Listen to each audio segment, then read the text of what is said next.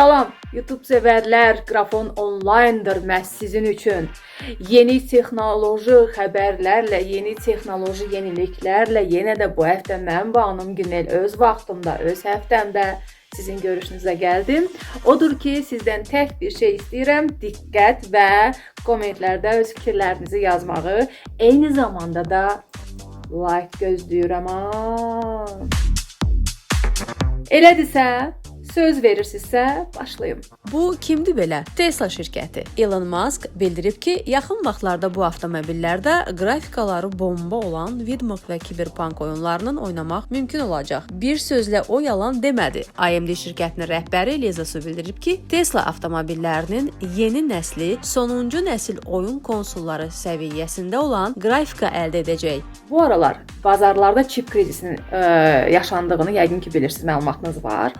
Mənim üçün gülməli məqam budur ki, Zaur dayanıb bu krizis vaxtı özünə video kart almaq qərarına gəlib, özdəki RTX 3080 səhv eləmirəmsə, onda münasib qiymətə tapa bilir.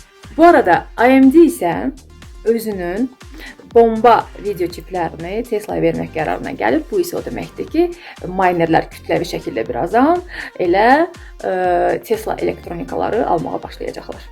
Qualcomm şirkətindən xəbər var. Yəqin ki, 888-ci əjdahanın vəhşi kimi qızmasından xəbəriniz var. Bu, səhvən smartfona prosesor kimi yerləşdirilən balaca bir qızdırıcı plitkadır. Çində bu prosesordan daha sürətli olan Snapdragon 888 Plus versiyasının təqdim olunmasını Zaur sizə deyib.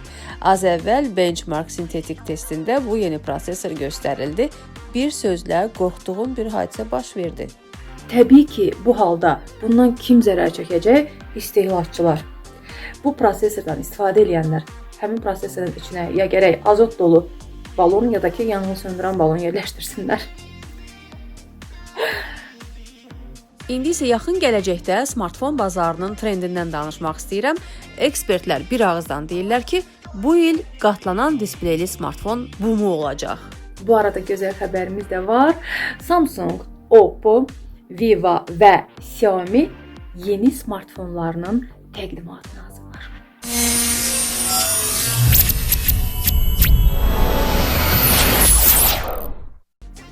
Acer sevərlər, sizə də xəbərimiz var. Acer şirkəti bu aralar bazara yeni məhsullar təqdim edib.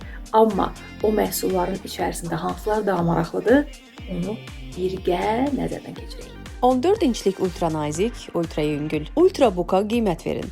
Bu Ultrabook monoblok dəmir karkasdan ibarətdir. Siz özünüz düşünün. Tayvanlılar necəsə Ryzen 5000-ci seriyalı prosesoru və Nvidia 3050 Ti video kartlarını bu Ultrabook'a yerləşdirə biliblər. Acer eyni zamanda ətraf mühitin qorunmasını da unutmayıb və ilk dəfə olaraq ekoloji təmiz Aspire Vera notebook'unu təqdim etdi. Bu notebookların istehsalında ancaq təkrar istehsal olunmuş plastikdən, qutusu üçün isə təkrar istehsal olunmuş kağızdan istifadə olunub. Bundan başqa Acer Content Creatorlar üçün notebooklar istehsal etməyi düşünür. Concept D5 seriyasının yeni modelləri DCI-P3 rəng palitralı 16 inçlik 3K displey əldə edib. Bir sözlə samalyot bir notebook. Bir də gamerlər. Predator notebookları, 11-ci nəsil Intel prosesorları, RTX 3000-ci seriyalı video kartla və korpusun RGB rənglənməsi ilə təchiz olunub. Bunlardan başqa Helios 500 modeli 120 Hz tezlikli 4K mini LED displey əldə edib. Kstati 360 Hz tezlikli ekranlı versiyası da var. Amma Predator Triton 500 SE isə biraz ciddi dizayn, nazik korpus və bəzi versiyada Intel Core i9 prosesoru ilə təchiz edilib. İndi isə BBK Holding barəsində danışaq. 1-2 gün öncə bu holdingdə gözlənilməz belə hadisə baş verib. Bu holdingin əməkdaşlarından biri yeni HarmonyOS sistemi haqqında xoşagəlməz sözlər deyib. Bilirəm ki, bu hərəkətlə fəxr etmək mümkün deyil, amma ümumilikdə götürdükdə vəziyyət normaldır. Amma bir problem var ki, şirkət hesab edir ki, bu sözləri deyən adam Oppo şirkətinə kölgə salır və HarmonyOS-in tənqid edilməsi şirkətin fikri kimi qəbul edilə bilər. Bir sözlə, şirkət həmin bu qaqaşı üzr istəməyə, eyni zamanda da elə könüllü surətdə ərizə yazmağa məcbur edib, elə bu minvalla da işdən çıxardım. Təbii ki, burada qeyri-adi bir şey yoxdur, maraqlı bir info da deyil, sadəcə olaraq burada axı mənim qaqaşa yazdığım gəlib. Zənnimcə, bu Oppo şirkətinin rəsmi olaraq HarmonyOS sisteminə keçməsi deməkdir. Həm də Oppo, Vivo, Meizu və Xiaomi smartfonlarının HarmonyOS sisteminə keçməsi haqqında məlumatlar internetdə çox gəzir. Bundan başqa isə yuxarıda adları çəkilən smartfon istehsalçıları yeni tətbiqlər mağazasının yaradılması məqsədi ilə GDSA alyansına qoşulublar. Yaxşı, əgər bütün Çin smartfon istehsalçıları HarmonyOS sisteminə keçsə, bəs onda Android-də kim qalacaq? Biraz düşünək. Samsung. Çünki axı Samsung Google şirkəti ilə yenicə qohum olub. Zənnimcə bizi smartfon bazarında ciddi dəyişikliklər gözləyir.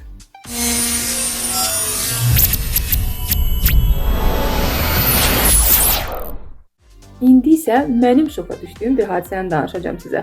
Braziliyalı qaqaş mağazadan yeni iPhone 12 alır, evə gəlib görür ki, smartfon komplektində zaryadka aparatı yoxdur. Bundan qəzəblənən Braziliyalı hirslənir və Apple şirkətini məhkəməyə verəcəyini deyir və o belə də edir. Yəni ona pulsuz zaryadka aparatı verilməsi tələbi ilə dünyanın ən varlı şirkətini məhkəməyə verir.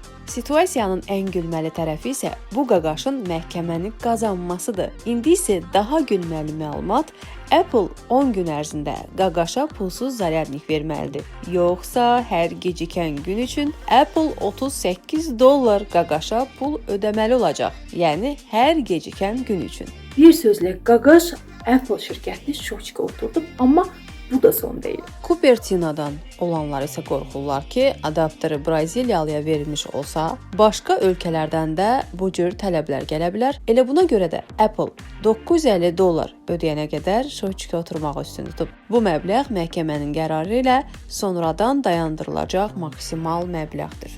Apple isə bu hadisədən dolayı həmin vətəndaşı, həmin qaqaşı, daha doğrusu apellyasiya şikayət etməyi düşünür. Amma nəyə görə? Bir zaryadkaya görə. Bravo.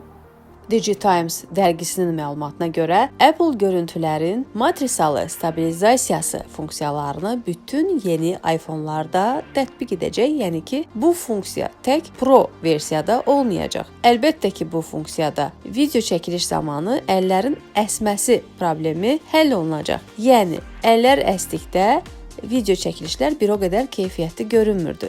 Buna görə də artıq bu problem həll olunacaq. Video və foto çəkilişlər də təmiz alınacaq. Zənnimcə bu Apple marketoloqlarının daha bir hiyləsi cəhdidir ki, yeni nəsil iPhone-lar daha əla satılsın. Görək də yeni iPhone-lar daha nələr qaynadacaqlar.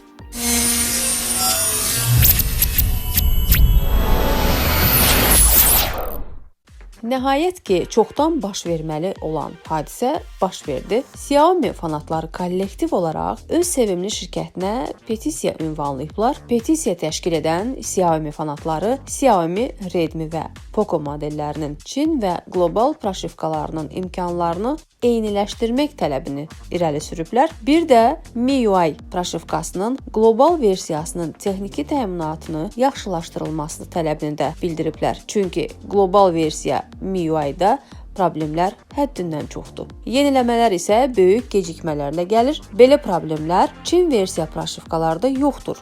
Bundan başqa qlobal versiyada Çin versiyasından az funksiyalar var. Əsas olan isə Çin proşifkasında kamera tətbiqi qlobal versiyadan olandan daha yaxşı işləyir və daha keyfiyyətli şəkil, eyni zamanda da videolar çəkir. Xiaomi mühəndislərinə malades. Xiaomi mühəndislərinə bravo. Xiaomi mühəndislərinə afərin. Belə ki, petisiya 7000 səs toplayar toplamaz, Xiaomi mühəndisləri bundan çox gözəl, səmərəli istifadə ediblər və üstəlik də özlərini ilə göstəriblər ki, güya, yəni demək istəyiblər ki, biz sizi çox sevirik. Biraz gözləyin, hər şey əla olacaq. Bir sözlə, yəni səbr edən dərviş muradına ərmiş məsələsi.